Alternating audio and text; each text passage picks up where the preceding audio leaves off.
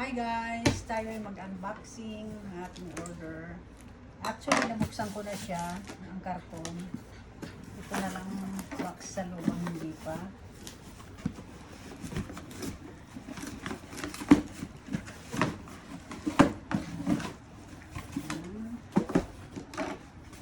Ito ang order natin.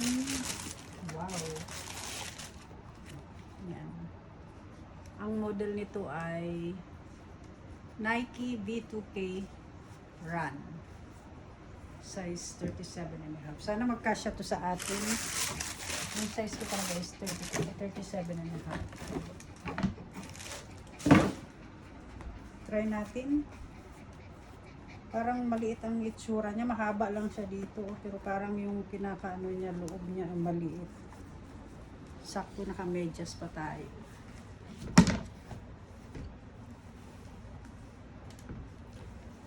Dapat i-adjust ko muna yung ating masikip ang sintas niya.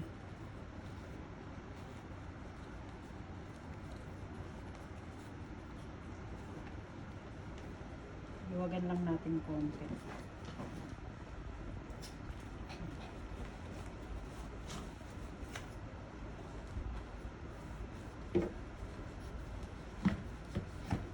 Naku, sana kasya para ayoko na magbalik. Ang hirap magbalik.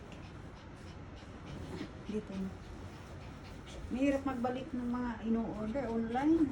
Online kasi ito in-order eh.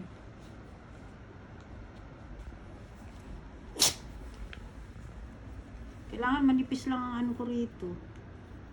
Ang medyas ko. Ayan. Uy, kasya lang oh. Ganda ba?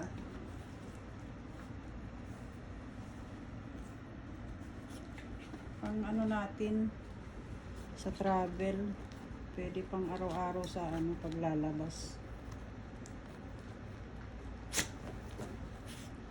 Saka mukhang pwede naman to eterno kahit saan. Para wala tayong ibang maraming bit-bit.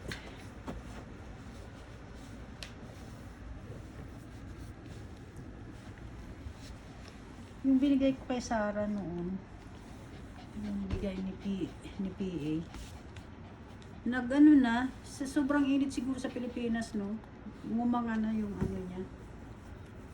Ngumiti na yung swelas niya. Hoy, ang likot-likot mo naman, Charmy. Ayan. Ayos ba? Nice. Ganda, no? Imbes na New Balance ang bibiliin ko, New Balance 530, ito na lang. Maganda rin siya para marami kasi bumibili ng ganun. Para pareho ng style. Parang yung Samba, yung Jeep. Para pareho ng style.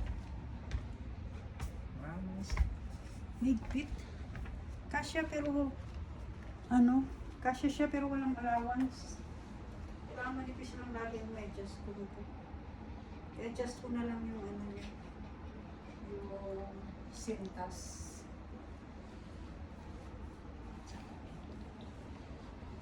Teka, salamin na natin.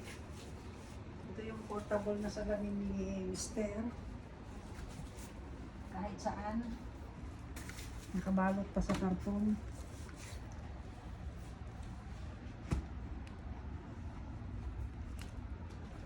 Ayos ba, Charmy? What can you say about my shoes?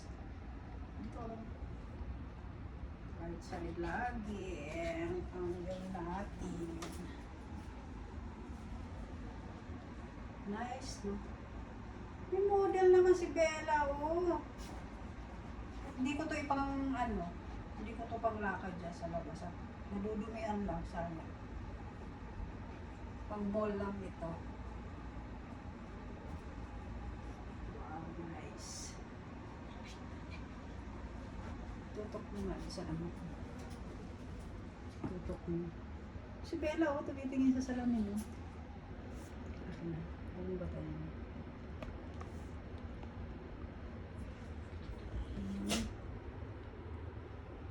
May model tayo, oh. Ayan, oh. So, hara-hara dyan, oh. Cute na talaga Bella. Ganda. Nice.